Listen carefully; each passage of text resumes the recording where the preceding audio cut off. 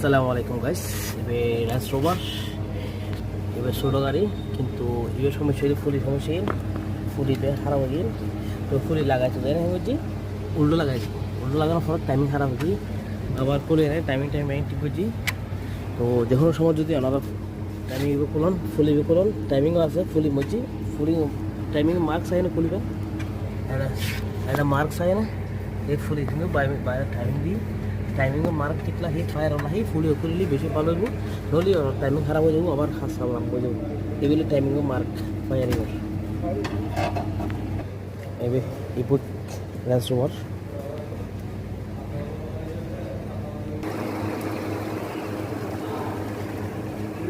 এই mechanic timing ঠিক হয়েছে। যখন